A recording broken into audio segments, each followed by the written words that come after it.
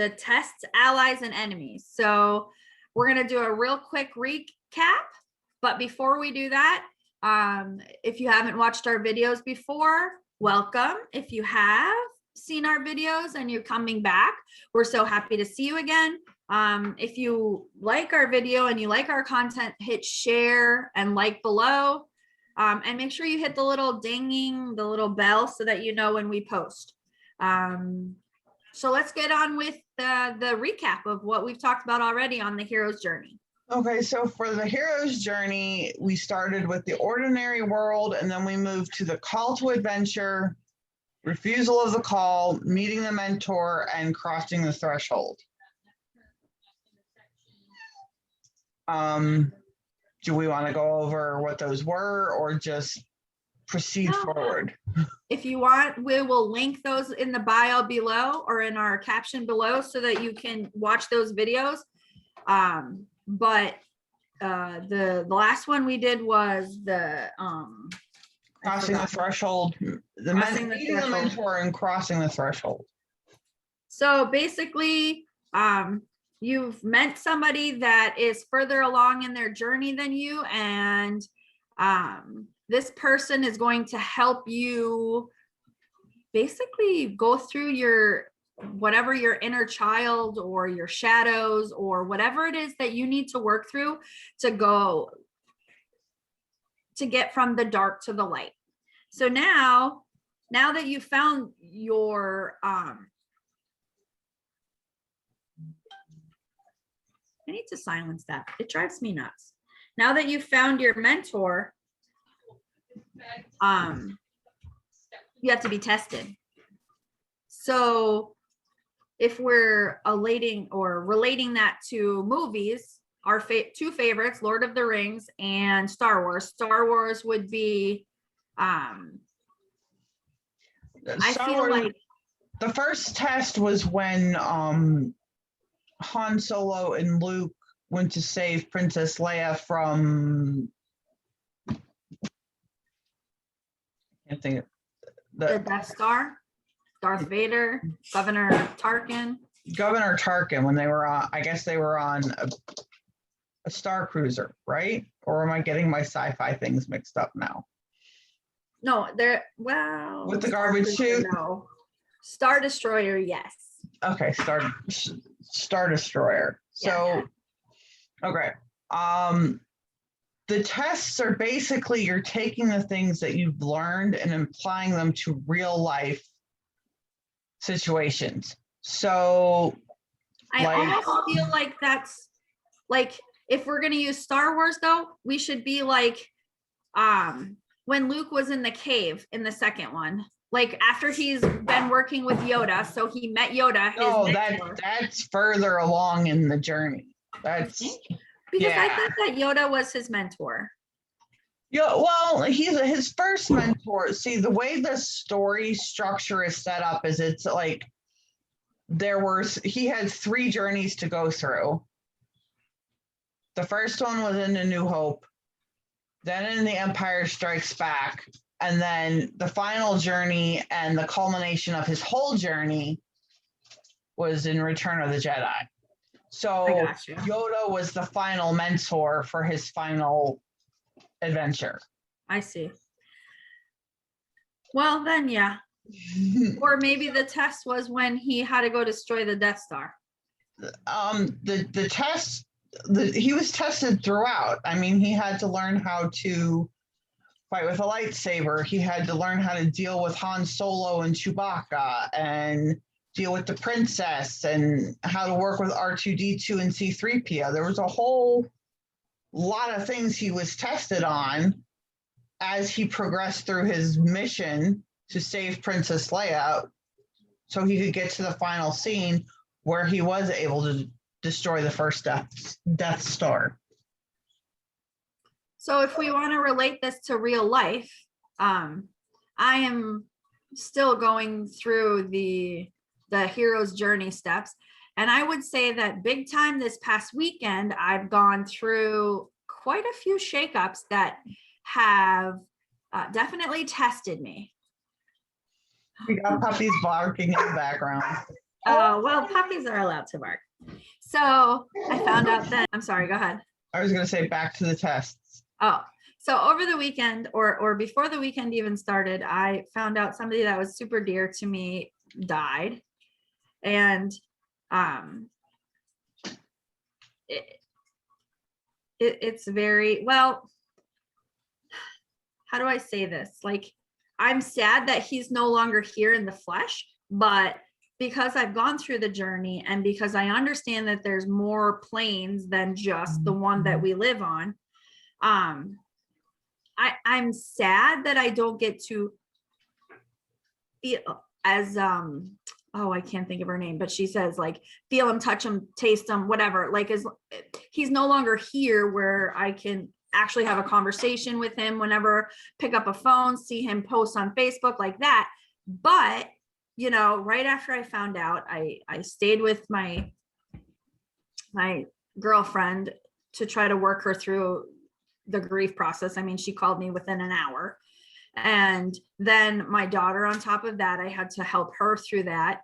But then like I went out that evening, I had plans to go paint with a girlfriend, and he was talking through the or he had sent messages through other people to show me that I'm on the right path, I'm doing the right things, that this is what he expected of me, you know, to help his loved ones through this troubling time.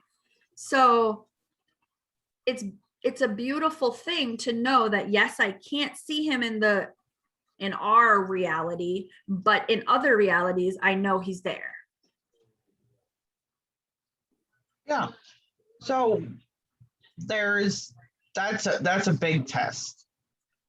But most of the tests, the kind of tests that you'll start to encounter initially, hopefully, unless excuse me, unless life, you know, gets crazy on you.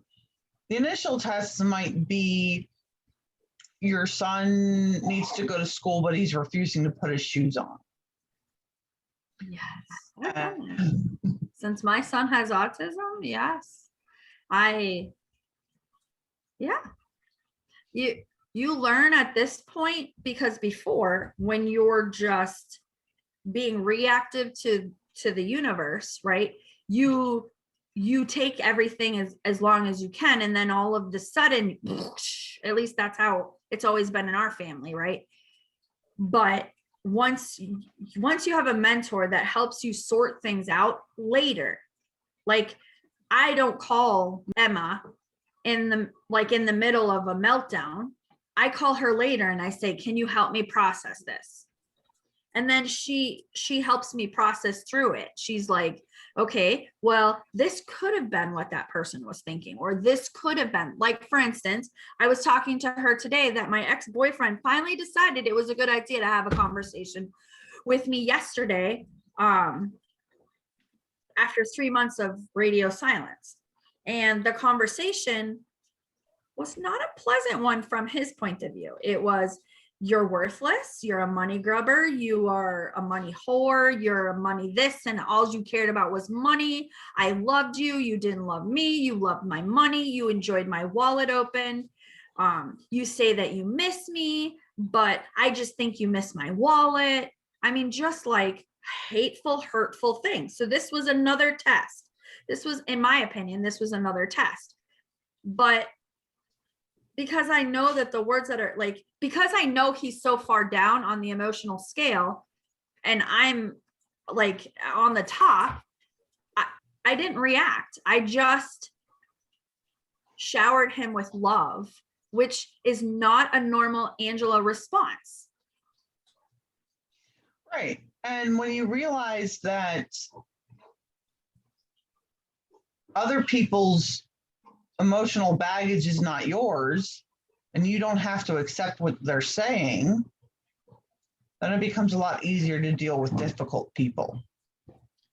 Exactly. And it helps you, like, before I was thinking, well, maybe I got this wrong, or but that right there, that's like the universe saying, look, Angela, you got it right. This is why this person is not a good idea for you. I love the idea that you still love him and that you can treat him with such compassion and honesty and love.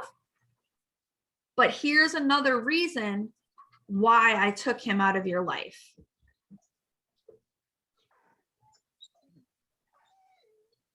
Oh, Sage, you're okay. Uh-oh, is she whining? Yeah, we call her WD-40. She's a little squeaky. A little bit, but She has learned that the squeaky wheel gets the grease. yeah, she has definitely learned that. So okay, so when it comes, so the tests are basically, it's just you learning how to apply what you're learning to your life so that a single moment in a day doesn't become your entire day. So like, say you've lost your car keys and you got to be someplace in 10 minutes and it takes you 5 minutes to get your car keys. So you're going to be 5 minutes late to wherever you're trying to go. Well, then you were supposed to be 5 minutes late because the universe or God is saving you from something. What are they saving you from? You don't know. Doesn't really matter, but they saved you from something. Right. So so you can be more at peace in those moments where you're frantically trying to find your keys. Yes, you frantically still try to find your keys, but as you're driving to your destination, you can take a deep breath, calm yourself down, and that way that moment of not being able to find your keys doesn't turn into the death spiral of doom for that particular day. Right. So like we talked about earlier in one of the earlier slides, that your day doesn't go downhill. That's like a big saying. Oh, my day started great and then it went downhill. Well, that's not how you're now to the point where you're at the top of the hill and you're not going down. You might go down a couple like emotional points, but you've learned tools and tricks, which we're working on a class to help you with some of the tools and tricks as we go through these steps. So each step is going to be a class that we're going to offer, and look for that probably late summer, because I'm a teacher and I need to write the curriculum for that. And then we need to talk about that a little bit more, but we understand that this is definitely a process and we want to get all of our tools out there. But since we're brand new to this, it's going to take us time. So we appreciate your patience and just go with us. And if you have questions, feel free to like write a question at the bottom. I think we have an email now set up. Yeah. And I think it's attached. So we will check that. If you need something, just let us know. We'll be more than happy to help you. We're happy to be your guides if that's what you need. Just know that we're human too, and we make mistakes. Exactly. Fine. Yes. So the tests are actually important for you because it helps you gauge where you're at on this journey. If you freak out about something and your whole day turns to yuckiness, then there's some more work you need to do to help yourself recover better. Because resiliency is one of those things that people talk about and everybody wishes they had it, but it takes a little bit of work to get there. And once you have a good resiliency, your days become a lot better, even when there are hiccups. Yes, and once you find that emotional guidance scale, I can't think of her name. Abraham Hicks, and I will link it below. Yeah, so Emma and I use that frequently, especially for myself. I've only caught her once, but we and you'll notice that when you're going through these tests and you're finding your allies and you're learning your enemies, first of all, enemies doesn't have to mean somebody negative. It's just somebody that can't meet your vibration, that you don't need to say goodbye to, sayonara, no, but you're going to spend less time with them. You'll naturally spend less time with them. And a good way to differentiate between your friends and your enemies is a friend who is someone who wants what is best for you, whereas an enemy is somebody who is out to get only what's best for them. Usually energy vampires, because you are now going to portray, you're going to become the law of attraction. So you're going to have usually high positive energy, not high. You're usually going to have a lot of positive energy that you give out. And people want that. Like, especially in our universe right now, like what's going on in our day-to-day lives, people are looking for positive energy that they can siphon and use for themselves. So that's important, something to be able to do. Sorry, I've got puppies behind me wrestling on the bed. You're good, don't worry. So I forgot my whole thought process with that whole thing. But as you're going through the tests and you're learning who your allies are going to come, you're going to come to find that your allies are not people that you would have thought before. Like, for instance, Emma is one of my allies, and we, even though we're sisters, I left, because I'm the older sibling, I left our house when I was 12, right? And we didn't talk too much after that. A little bit here and there. So I'm 46 now. So what's that, 34 years? Something like that, yeah. And the environment was created between us where it was one sibling versus the other. One sibling's the favorite sibling, one's not. And it created the strife between the two of us.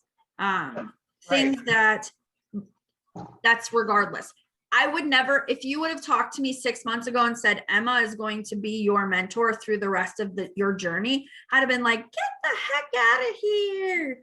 And if you had told Emma that, she'd have been like the devil I am. Yeah.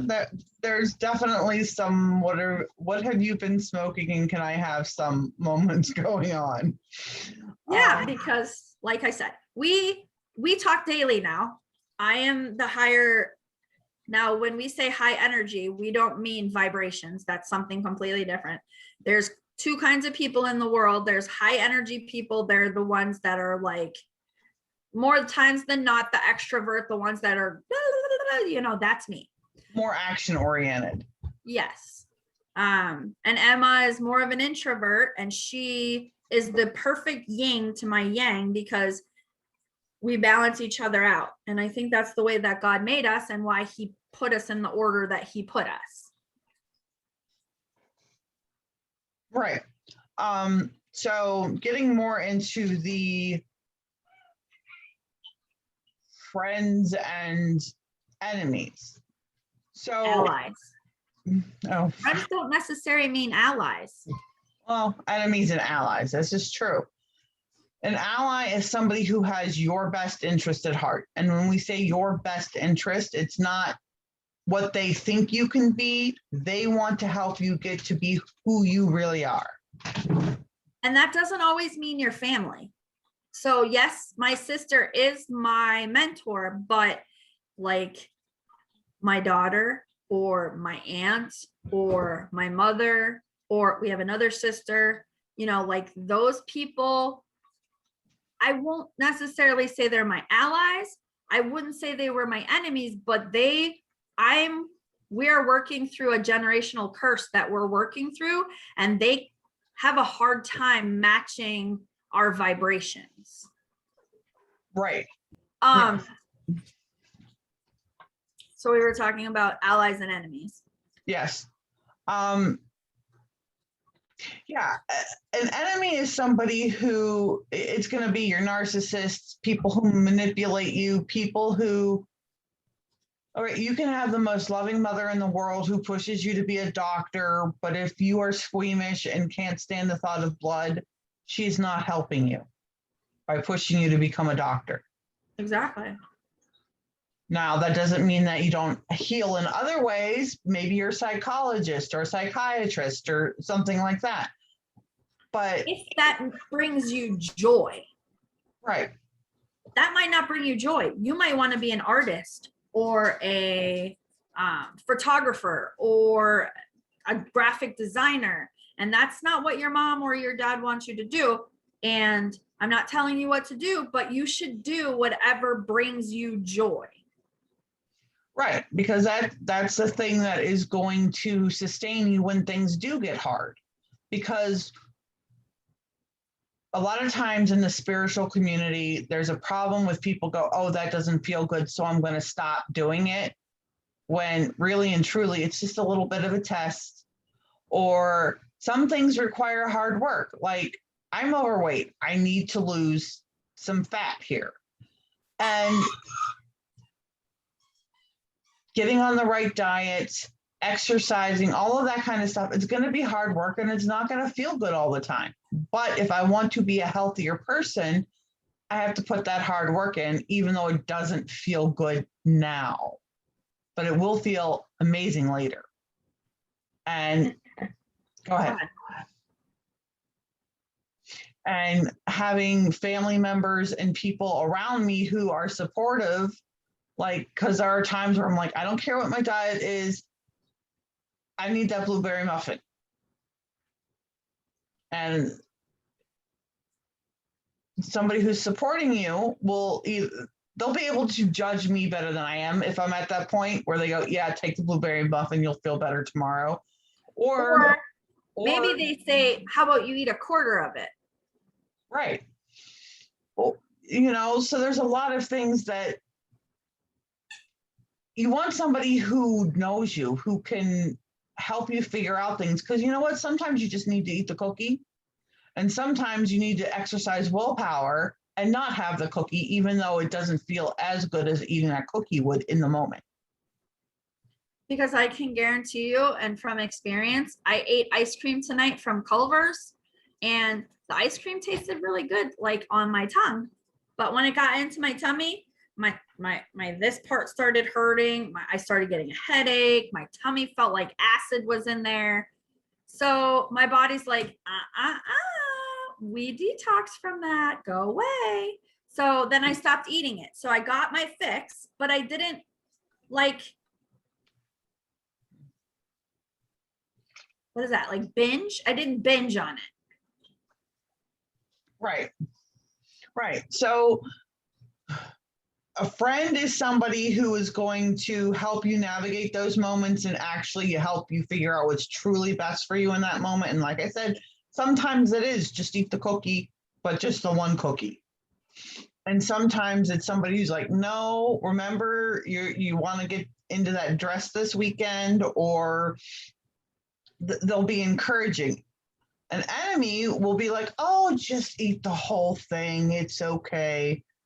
Because they're silently, you know, they're hoping that you fail and that you'll bring your vibrations down to meet theirs, because they can't bring theirs up to meet yours.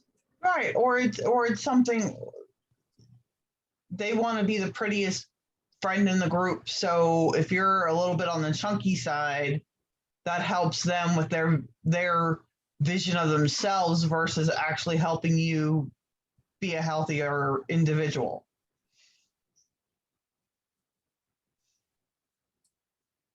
Right. I have a girlfriend who she claims that we're besties. And I am all for everybody having their own life, but my, very important person passed away on Friday, and I haven't heard from her. And as I'm going through this journey, our paths are starting to separate. Yes, because I have learned how to hold my vibration so that people can't siphon it, which is a tool you can use.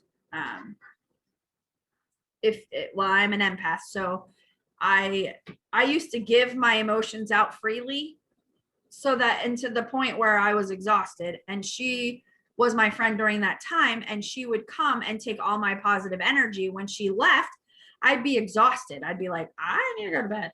I need to replenish. And now it's hard for her to be around me because I don't allow her to siphon my energy or reduce my vibration. You know, I decide who I give it to. Normally I'd give it to my kids. So when my son, my youngest son who has autism, is having a meltdown, I will touch him in a way and I will give him positive vibrations to try to get him so he can at least communicate with me. So like how I can help him solve his problem. But those kinds of people, although they're friends and I don't tell her to get out of my life because I practice love and kindness, I don't necessarily call her anymore. And I don't, when she calls me, it's not a, hey, yeah, come over, let's hang out. It's a, well, I don't know. All right. So Right. I don't know if that my opinion is she falls more into the enemies category. Right. Because, you know, there's always those frenemies. Yes. And I mean, honestly, she's not a very bad individual, but she's more stuck at the worry and, you know, how can I stress about everything? And I'm at the contentment and happy and, you know, what's the next part of my life? Next. I mean, we've been talking for 40 minutes, so you have quite a bit. Yeah. Okay, so what's coming up next is Approaching the Innermost Cave, that part with Yoda and Luke. I say that that's you starting. This is where shadow work starts. This is when you start talking to your inner child. And this is when you have to really, really, really, let me see if I can say it like 10 more times, really practice or understand. And this is when your mentors, like, I feel like we just went through this like 2 months ago, I think, right, Emma?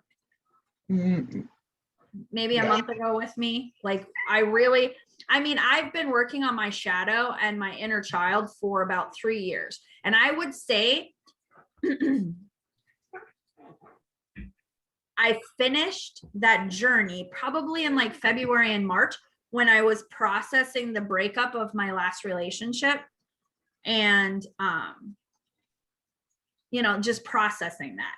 So yes, when you come to this part, it's painful, it's emotional, and we're going to give you some tips and tricks, hopefully, that can help you through that next time. So thank you for joining us on this week's episode of the Butterfly Quest, and we will see you next week. Bye. My hand looks funny. Is that better?